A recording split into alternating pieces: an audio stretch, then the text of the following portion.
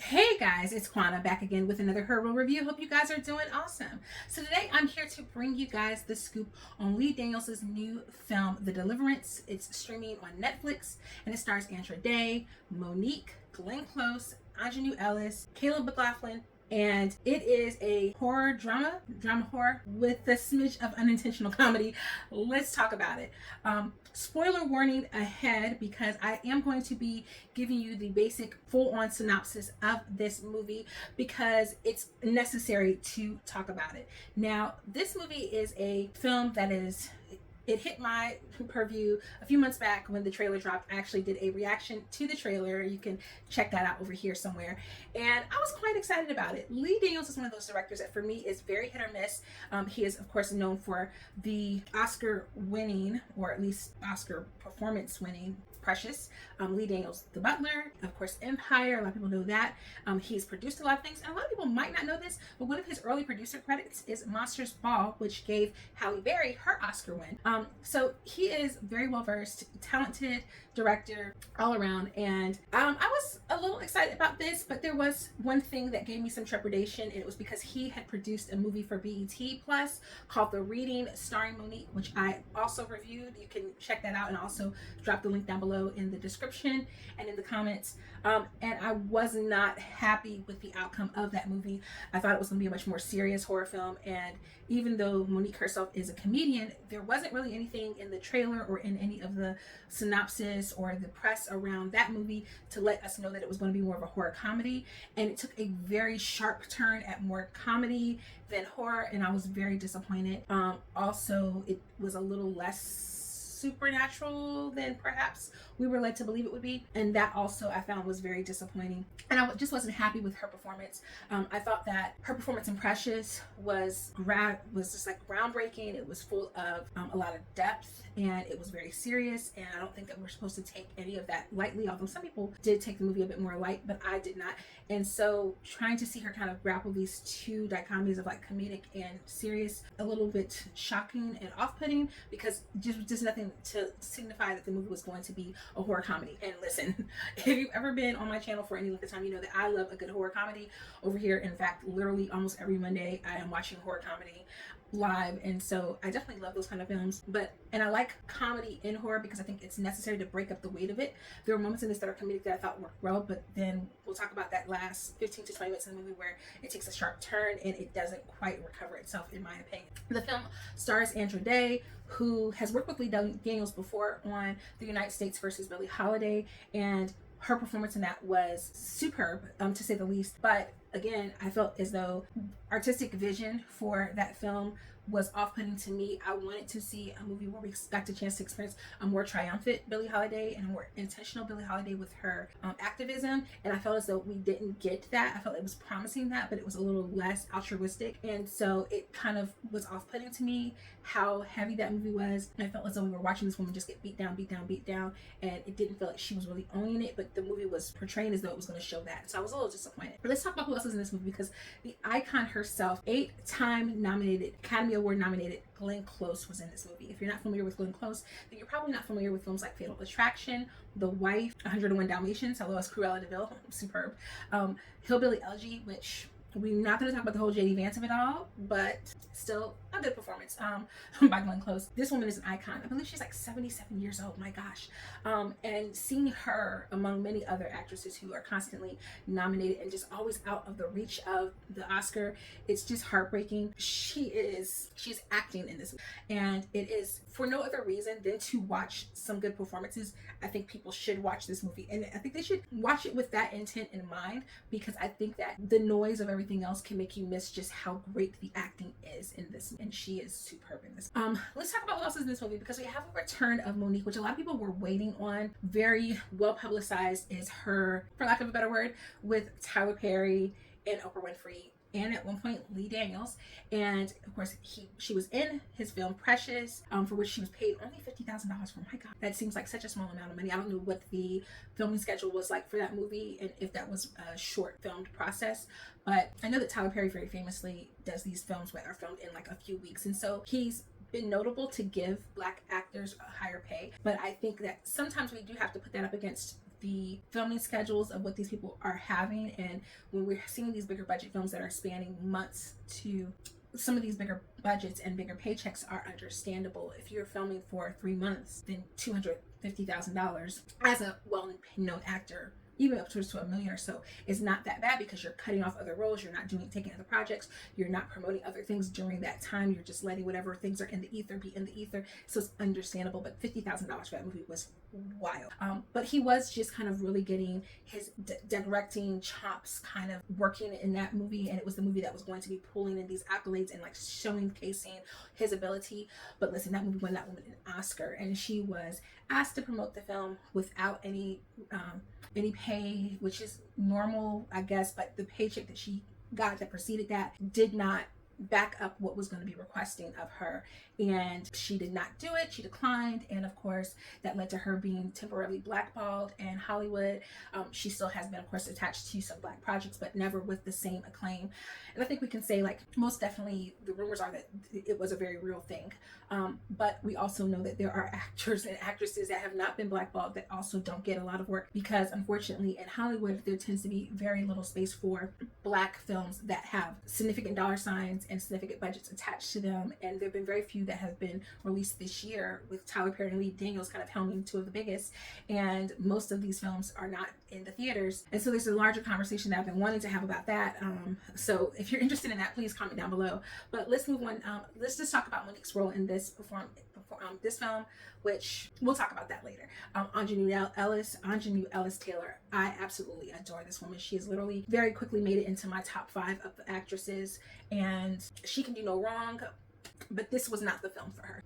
And Caleb McLaughlin, I love Caleb McLaughlin ever since I saw him as Little Ricky Bell in the New Edition story. And then of course everybody knows him from Stranger Things, which I adore him in Stranger Things. And then of course he's also been in other films such as Netflix's Concrete Cowboy, starring alongside Idris Elba.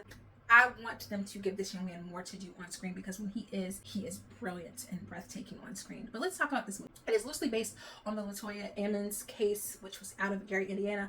A woman believing her home to be haunted and her children to have been possessed or experiencing supernatural activity. And this is the reimagining of that situation. We have Andra Day playing a young woman by the name of Ebony Jackson, who is recently moved into a new home in Philadelphia with her 3 children and her mother, Alberta. Her 3 children, Nate, Shantae, and Dre. And then she is estranged from her husband, who is in the military. Very early into the film, there are some clues about Ebony as an individual. She's very artistically inclined. She is able to paint. I think that at one point she was an artist, and she gives me very much tortured artist vibes, a woman who never got a chance to fulfill her true potential, and so it has soured her to life. The film hints at that because she's painted these beautiful murals in her home, and despite the fact that they're supposed to be poor, she has decorated her home beautifully and not skimped on any of that, and it lends itself to her like artistic eye. Her family is struggling financially, and her children are resenting her for it. We get introduced to her mother, Glenn Close, through a dinner scene that is outrageous, because you have this white mom critiquing her black daughter on not being able to cook right and putting too much garlic in the catfish, and who taught her how to cook like that. And very early on, to me, that presents itself as like what we're supposed to believe in film, which is it that this white mother doesn't have the taste, or is not used to cooking with seasoning, so that she thinks that the catfish is over seasoned? Does this black daughter not know how to cook well because her white mother never really taught her, and so she's really over seasoned the catfish?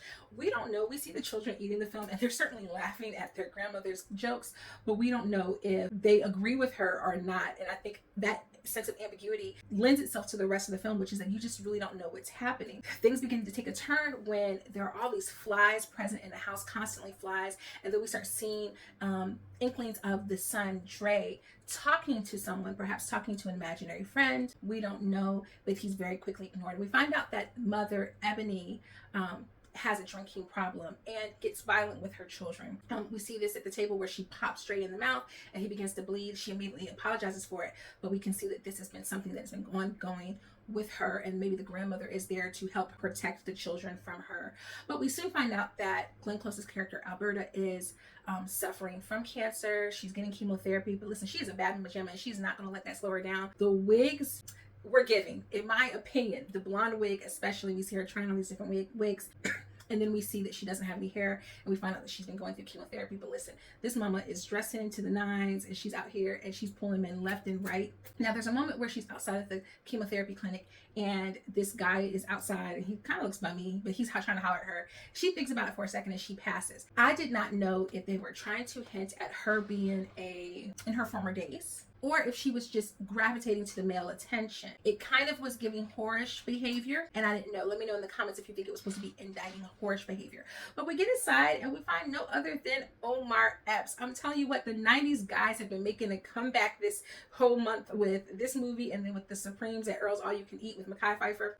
10 out of 10. But then we get Omar Epps in this do-rag playing a chemo tech, and he's flirting with Miss Alberta and her own self, because she's got the girls out and she's flirting with him, and he is definitely biting at whatever she's put on that hook. But the other ladies, of course, are talking about her and dogging her out and dismissing her and shaming her for how she's dressing and how she's flirting.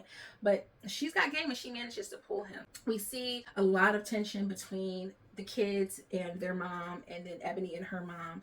But there's this beautiful moment where Ebony is doing Shantae's hair and Alberta is doing a sewing on Ebony's hair. And first of all, Glenn Close doing a sewing. That scene alone, this is one of the best scenes in the movie, and they're quoting from this film that they're watching, and it's a nice family moment.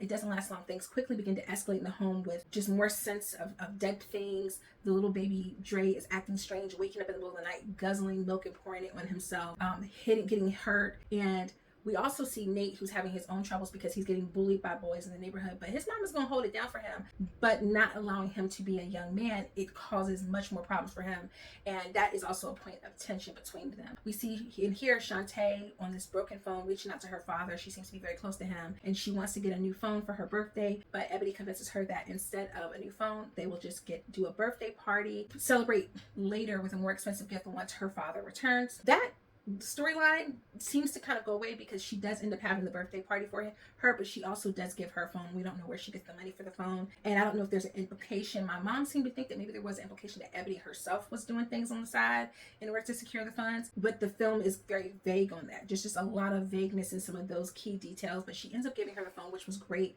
We also get a performance by Miss Lawrence on the scene, who's making a return to working with Lee Daniels after Star as one of Ebony's friends, who quickly sees the shenanigans and is like, you are a hot mess and your kids are a hot mess, and this is all a hot mess, because Ebony is drinking, throwing back shots, and not acting as though this is a birthday party to celebrate a teenager. She's acting like this is a house party for her. Omar Epps is there as, I believe his name is supposed to be Michael, and he's serenading Glenn Close, which is kind of a cute scene. But Granny is in her bag, and she getting freaky with Omar Epps in the kitchen. You know, who am I to judge? Who am I to judge? But nobody is checking for Dre, who then ends up in the basement and banging his head on the door, and his weird behavior begins to escalate the more that we see Ebony turning to alcohol after very convincingly kind of making it sound as though she wasn't. She ends up taking at one point some money from her oldest son Nate, and thinking that maybe he's selling drugs in order to get the money. He says that he's gotten the money from his father. She eventually does give it back to him, but when she doesn't have enough money to pay the man who comes to the house to inspect the garage for the basement for the strange smells, and they find a dead cat, he gives her the $60 she needs to pay him. She then of course utters some racial discriminatory language toward him, telling him to fry up the cat in soy sauce. You know, you go back and forth in this film with Ebony whether she is good or bad, and I definitely think that she's one of those characters that I think, yeah, we get to see that she is very flawed. She's got all these racial discriminatory biases, but she's also hurt and broken, and she's angry, but she also does love her kids, and it's kind of taking you every which way. I actually really like the first hour to 15 minutes of this movie, where it lives in just this family trauma and this woman struggling with her own demons and coming to grips with that. And I really wish that maybe the film had rested in the idea of some of these things that are happening or manifesting themselves because of the trauma that she is encountering and that she's dealing with. But eventually we get to meet Monique's character, who is playing Cynthia, the DSS worker. I think they call it DCS worker, Department of Child Services. In some states it's Department of Social Services, or CPS, Child Protective Services. It depends on where you live. And she comes to check in on the kids who are all injured, and they can't explain where their injuries are coming from, and she completely is cussing cussing Ebony out in a scene that I didn't think it called for that. It felt very much like Monique being Monique and not Monique acting as a character. And that is where I want to see, Lee Daniels did not write the script, but I would want him to have given notes once they decided to cast Monique in that, because initially it was supposed to be Octavia Spencer in that role. And I guarantee you changes were made to the script based on the casting, because I think that they probably wrote that character very nondescript and would have just made the character fit Octavia Spencer, or they would have made the character fit Monique. And I kind of wish that they had let her be strong-willed, intentional, focused on the kids, but not cussing and kind of giving back that same energy, because it came off just very unprofessional in a way that I can't imagine most DSS workers would be. And it would have also been really nice to have had a scene where she's talking with the kids, because she's talking with the mother a lot, and she would have been checking in with the kids a lot more without the mother present. And so there was just a lot of that just felt off. It kind of felt like in that other movie that came out by that man, who I try not to talk about too much on this channel, where somebody was in a bank, threatening people in a bank and there was no security guard. It just felt like somebody not thinking about the logistics of this moment and what would have made logical sense. And so it would have made more sense if there was some moment of like tenderness and alone with the children, especially given that we find out that it's Shantae who reaches out to the children, or Shantae who reaches out to Cynthia to get help. After Cynthia leaves, played by Monique, we get the first kind of introduction to Aunjanue Ellis's character, where she's just in this car kind of watching scope in the area. Ebony and Alberta both assume that she's with Monique's character, and we see her taking photos of the place, but we don't get a true inkling of who she is until much later. After the party and everything ensues, we have Ebony kind of go off the deep end with her drinking, and in the middle of the night she encounters Dre again, who's behaving weirdly, fully seemingly in the midst of a possession. And then the next moment we hear screaming and hollering, and we end up getting Alberta running into the room, seeing Ebony, seeing the wall broken, and little Dre says that their mother threw them all against the wall. We don't know whether we're meant to believe that or not. I mean, certainly we have seen her be abusive toward the boys specifically. We haven't really seen her be abusive toward Shantae. And up to that moment, we just saw her encountering Dre's behavior, you know, with concern. So we don't really know what to believe at this point, if Dre is telling the truth or if this is really what happened. But she is obviously concerned. She begins to close off the kids into the house, and then they are sent back to school, but acting very strangely. Nate ends up like laughing hysterically as his teacher's talking about AIDS. Shantae ends up like having her cycle in the middle of class and just kind of like bleeding. I didn't really know what to make of that scene. I felt as though it kind of came across as like maybe she was saying something inappropriate to her band teacher, and then that happened. But it was just a very weird scene that I felt like they could have conveyed what was going on with her a little bit differently. I mean, can we please end the trope of like periods and bleeding being somehow wrong? Because in that moment it's supposed to invoke this wrongness about her, and it's very much a natural process. So I don't know why that was the thing that she was doing. Why it couldn't have been something else, like, I don't know, her hair falling out, or like her nose bleeding or something like that. I don't know, but like menstrual blood does not need to be evoking evil or wrongness, and can we stop that, please? But the worst is young Dre, who asked to go to the bathroom and then proceeds to go up to the back of his classroom, where he unbuckles his pants, squats, and proceeds to defecate on his classroom floor, to the horror of his class and his teacher. And then when she starts to yell at him, he then throws it in her face, her open mouth screaming face. Listen, I will say that that was a very strong way, because the first two were kind of light, and also it was very unclear like the impact that the presence was supposed to have on the older children. That was a very poignant way to get across the wrongness in the situation. So definitely I felt like that was a very poignant moment. I still don't understand what was happening with the older two children, and how was that supposed to really evoke like wrongness. And I think Caleb could have been asked to behave a little bit more like manically, and that would have been better. The children end up getting sent home, or Ebony gets a phone call and they all go to the hospital and they get like tested for whatever's going on with them, and the doctors assure her that everything is fine. And in this moment we see her challenge the system and say, you're not believing me, and is it because I'm black? And of course her mother is also siding with the workers as well and not choosing to believe her. And here's a moment that I thought, okay, this is very weighty. We're dealing with racial discrimination and biases in the medical field, which is a very real thing. The blindness to racial discrimination that sometimes exists even in families of mixed race, because they themselves don't experience it as sharply when they exit out of the black community that they have ensconced themselves in. So because they don't experience it, it's not as real for them. So then her mother's not able to see it for herself. And I thought that was a really good moment of like challenge back that Ebony gave her, because she wanted her support and her mother wasn't supporting her even as much as she's trying to assure her that like she cares about these kids. So I thought that that was a very interesting moment that could have been done a little bit more, or could have lent itself to us exploring whether this was a real haunting and possession, or whether this was just the societal ills and traumas coming down on this family and manifesting themselves in this way. And I felt that was kind of a missed moment in the film. And then Ebony proceeds to kind of like lock the family up and ensconce the family. At the point that Alberta becomes aware, or really feeling as though something is going on with the family, she goes and evokes the help of her pastor, played by Tasha Smith. The minute that we saw Tasha Smith on the screen earlier in the film preaching, I was done in terms of that.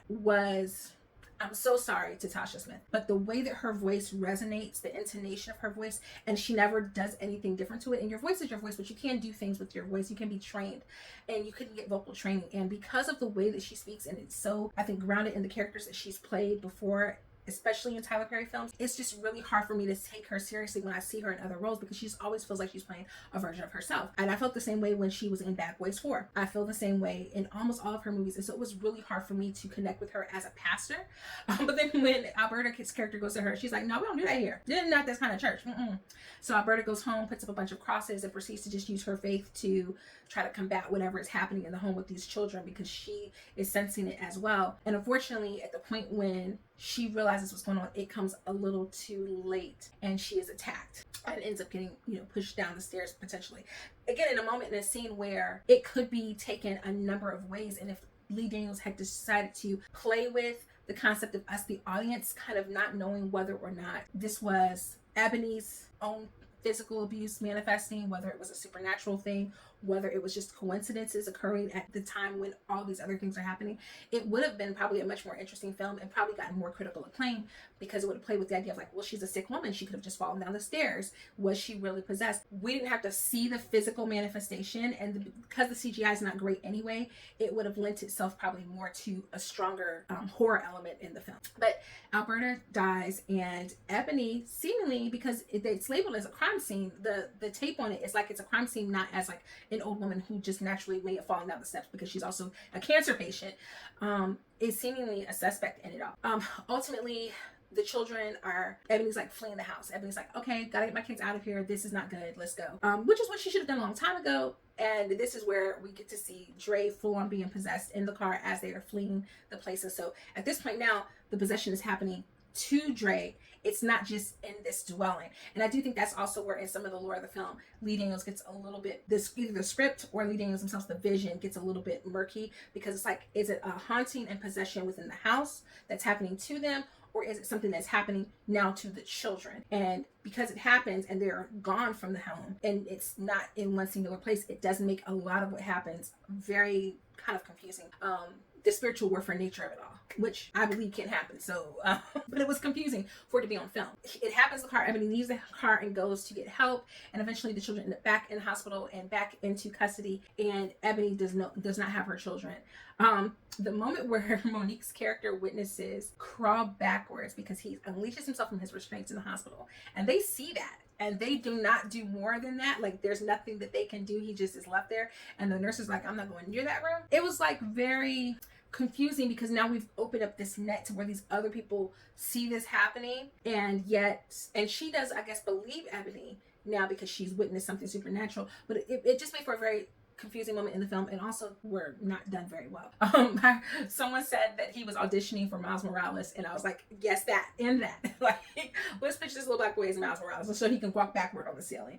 And then Ebony, of course, she meets Aunjanue Ellis's character. We find out that Aunjanue Ellis's character is a pastor who had performed a deliverance on a family that lived there previously, but it did not work. The home and the demons inside the home got the better of the family, and it ended up being this whole murder-suicide thing that took the whole family down, basically. And so it's been the thing that's been haunting her, but she believes she can help to perform this deliverance. I don't know what the purpose was of that, of making the story so vague. This woman, Aunjanue Ellis, is playing this pastor or apostle, and she failed at the first deliverance. And so I'm going to come back and help you with this one. That I just don't know.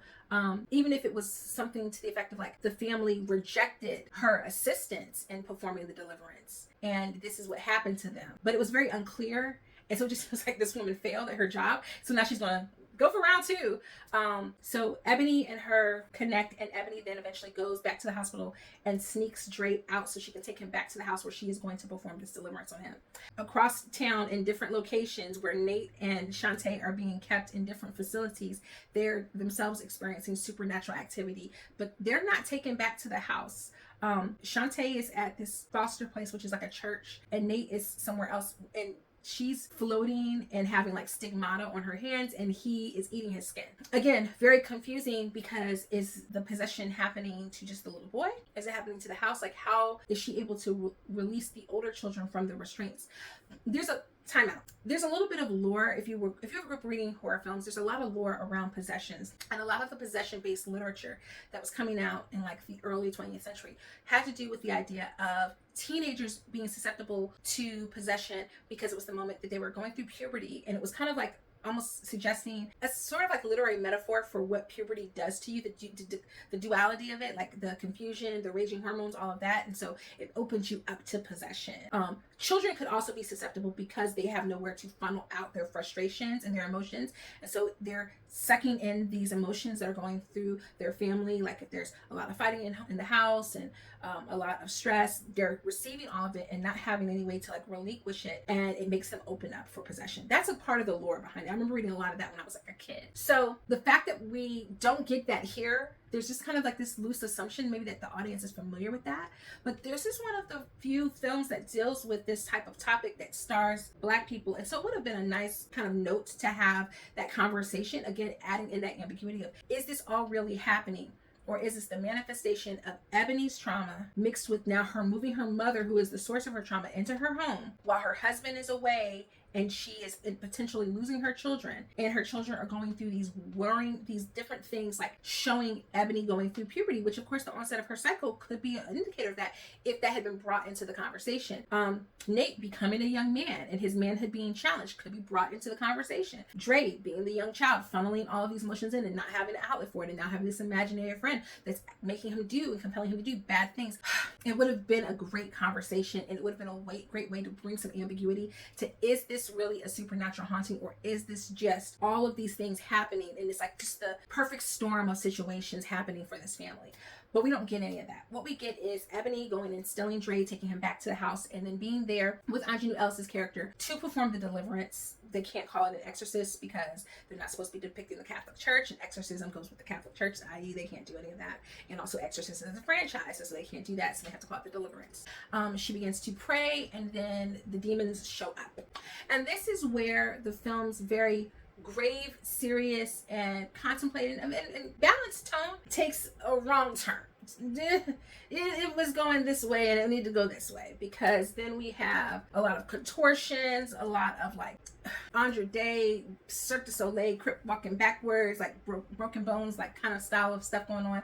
And then we have the boy who is possessed becoming the grandmother who is deceased. And one of the worst lines I've ever heard that you can't do anything but just laugh at him, because it's like all of a sudden the boy who is possessed, and I get it, someone wrote this line, and it was supposed to be the young boy saying this line, but maybe the boy's parents didn't want him saying the line, and so they figured out a way to like, okay, we're gonna get Glenn close with these like razor sharp teeth that kind of looks like she's supposed to be, I don't even know what movie it's out of, but it's like Terrifier / like vampire-ish, and they're baby teeth and they just look weird. We're gonna get the chemo riddled, cancer having deceased grandmother to say the line instead of the little boy, so it won't be as outrageous, and we're not asking this little boy to say the P word on screen. So we're gonna get Glenn close to say it. And so now you have this demonic representation of a white person, literally a literal white demon, telling this Black woman, I can spell your nappy, okay, because we keep it clean on this channel. Kitty cat, but with the P word. My God in heaven. You can't do anything but laugh. It is the most outrageous moment in the film. It is one of the most outrageous moments I've ever seen. One of the most outrageous lines, certainly of this year. If there's a Razzie for like worst lines or most outrageous lines, this is going to win that moment. And so for all of that great depth that Glenn Close's character brought to her character early in the film, it is literally washed away the moment that she utters those lines to that character. Because for what? For what? First of all, we don't even know anything about Aunjanue Ellis's character except for the fact that she failed at helping to save the family early. If this demon is trying to play on your worst fears, what? Like it's trying to mimic the outrageousness of the original Exorcist movie with Linda Blair. And what that character was saying to the father. It's trying to mimic that. But let's just have it torment her with the things it already knows about her. Like, and the things that she's failed at. Because that's what her area of weakness is anyway. And when she fails, it's because she has these doubts about her ability and her relationship because of what already happened. So it didn't need to be that line, except for you just wanted to have this outrageous line. But nothing else in the movie. See, the thing about The Exorcist is it leads with that line. Like, that's one of the earlier lines. We first meet the demon, that's one of the first things that the demon says. So the rest of the tone of the movie is kind of like there and like walking back from that. You haven't built towards that, but just to be like, I can smell your nappy. That was disappointing. Eventually, Aunjanue Ellis's character dies, which, listen, I don't know why we're killing Aunjanue Ellis in films in the year of our Lord 2024, but let's not ever do that again, okay? Let's not ever do that again, because we love her and she's amazing. And she just was underutilized in this movie. Andra Day eventually has to contend with the demons that she faces, her own internal demons and her mother, which I missed the point of telling you guys that when she's talking to Aunjanue Ellis's character, we find out that her mother had these stream of men just coming in and out of the house, and one of them creeps down into the basement when she was little and assaults her as a little girl. And that is a lot of the animosity that we saw with her and her mother early on, was like stemming from that upbringing of like physical abuse, the sexual violence, everything that she faced as a little girl manifesting itself. She loves her mom. She doesn't want her mom to die. She wants to pay for her mother's chemo bills and take care of her, but she wants her mother to make amends for what she did wrong toward her. And her mother's way of doing that is to help the children, but not to ever truly apologize and make amends for what she did to her daughter. And Andra Day has to face all that, tap into her understanding that God loves her, accept that, and then through the love that God has for her and the love she has from her children, she's able to save her children at the end. The first hour to me was good. Were there some moments that felt kind of stock character-ish, cartoonish? Sure. But I wasn't that distressed by what they were presenting in terms of like, yes, okay, Lee Daniels only likes to write about struggling characters, but demonic possession films, by and large, when they work, it works off of the premise that there's already issues going on with those characters. So I was completely okay with that. Why are we going to expect this to be a reinvention of that when that is the norm for almost every well-done demonic possession? Whether it's dealing with the Exorcist, which is dealing from the side of like the person who is doing the exorcism. It's not really about the families. But if you go back to like Amityville Horror and all of those films, it's always about whatever's going on with the family and within the children and all of those things. So I was pretty okay with that. I was even okay. A lot of people were like upset about Glenn Close being casted because the original woman was fully black and does not have a white mother. And I was like, well, listen, it's supposed to be loosely based on her life, so I'm completely okay with them like not making it a one-for-one the same, because how do you do that anyway? And then also you cast Andra Day, who, if I'm not mistaken, is biracial, and if she's not, she definitely gives biracial. So yeah, giving her a white mom, like, okay, because the opposite is relatively new. The issues that the mother would face, perhaps with a black mom and a white dad, are very different than a black woman might face with a white mom and a black dad. I'm just calling a thing a thing. So I was okay with that. I was okay with Glenn Close being the hood white mama who needs to contend with her racial biases, her treatment of her black grandchildren, her treatment of her black daughter, perhaps even like jealousies toward her black daughter because she is black and she is not. She is with black adjacency and she has want to live in this skin, and the contention between them. Like, if it had dealt with all of that deeper, I would have loved it. So I think we have a lot of piecing together of bones or like good ingredients, but the recipe is just not fully finished. It's kind of like if someone puts together a nice cake, a beautiful chocolate cake, accidentally they swapped some of the sugar for salt. Not all of it, but some of it. Just enough for it to not even give you a salty sweet. Like, it's not a sea salt kind of thing, but it's too salty. It's got some sugar in it, but they swapped some of the sugar. It was like somewhere along the way, one of them cups of sugar was swapped for some salt, and so it messed up the recipe. And the rest of the cake ended up being glossy and pretty. Maybe they wrote happy birthday, but maybe they were missing a P, and maybe instead of birthday they put birthday. Like, it's like one of those things where, like, you got a cake and it's baked and it almost passes for the real thing, but there's just some things that were wrong with it. Andra Day, I thought, was acting her butt off. I have no qualms with her performance in this film at all. Glenn Close, I have no qualms with anything that she did before her character deceased. Aunjanue Ellis, never an acting note, but she was completely underutilized. Monique's character needed to not be Monique. It needed to be what we got in the second sequence with her when we find out about her son. It needed to be that and not what we got in that first scene with her. McLaughlin, great, just needed more to do. I can't think of the actress who plays the daughter right now, but she was in King Richard with Aunjanue Ellis. Like, a lot of these characters have worked together. A lot of these actors have worked together before. With Aunjanue Ellis, she was in the Serena Williams movie. That girl was giving Keke Palmer and Akeelah and the Bee. Tell me I'm wrong. Tell me I'm wrong. She was giving Keke Palmer and Akeelah and the Bee. Her character, we don't know anything about her other than she loves her daddy. She needed more to do. And the little baby, bless his heart, he was giving what he could give. They just needed to develop the children more, not just use the children as window dressing. Omar Epps, nice little cameo. I'm gonna call that a cameo. Miss Lawrence, a cameo, cute little cameo performances. But again, I would say that if I had to rate this movie on a letter grade scale, I am going to give it a C+, feeling a B- with a curve. If he came and asked for some extra credit points, I'm gonna give him a B-. But was I slightly disappointed? Yeah, I'm never that impressed by Lee Daniels. Sorry to say, there's not a lot that I've loved by him. I'm waiting for us to start getting Black horror films that are not heavily grounded with race, and I will say that this wasn't that. Sprinkling, but not that.